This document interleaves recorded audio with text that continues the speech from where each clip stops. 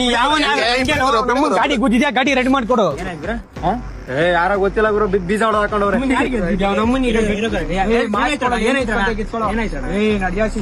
ಓ ಅಪ್ಪಾಜಿ ಶಿಷ್ಯ ಅಂದಾನೆ ನನ್ ಮಗ ಪಕ್ಕ ಬೀಜ ಹೊಡ್ಸ್ಕೊಂತಾನೆ. ನನ್ ಬ್ಯಾಕ್ ಗ್ರೌಂಡ್ ಬಗ್ಗೆ ಗೊತ್ತಿಲ್ಲ, ನನ್ನ ಹತ್ರ ಮಾತಾಡೋ.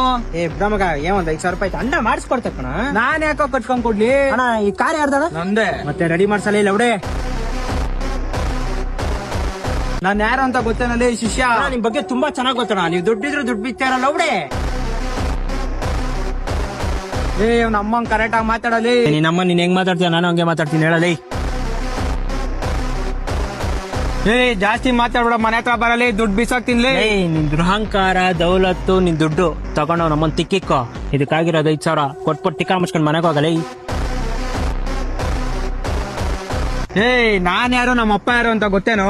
ಯಾಕಣ ನಿಮ್ಮ ಅಪ್ಪ ಯಾರು ಅಂತ ನಿಂಗೆ ಗೊತ್ತಿಲ್ವಾ? ಇರಲೇ ಅಣ್ಣ, ಮೈ ತುಂಬಾ ಚಿನ್ನ ಹಾಕೊಂಡಿದ್ಯಾ, ತಿಂದಂತ ಮನುಷ್ಯ ಅನ್ಕೊಂಡೆ. ಅವ್ ನಮ್ಮನ್ ತಗಡು ತರ ಬುದ್ಧಿ ತೋರಿಸ್ತಿದ್ಯಲ್ಲ ಲೇ. ಕರೆಕ್ಟಾಗಿ ಬಂದಿತ್ತಾವ್ ಮಾತಾಡೋದ್ ಕಲಿ. ನಿನ್ಗೂ ಬೆಲೆ ಕೊಡ್ತೀವಿ, ನಿಮ್ಮ ಅಪ್ಪಂಗೂ ಬೆಲೆ ಕೊಡ್ತೀವಿ. ನೀನ್ ಕರೆಕ್ಟಾಗಿ ಮಾತಾಡಿಲ್ಲ ಅಂದ್ರೆ ನಿನ್ಗೂ ಕೊಡಲ್ಲ, ನಿಮ್ಮ ಅಪ್ಪಂಗೂ ಕೊಡಲ್ಲ. ಕಿತ್ಕೊಳಾಗಿದೆ ಕಿತ್ಕ ಹೋಗಲೇ.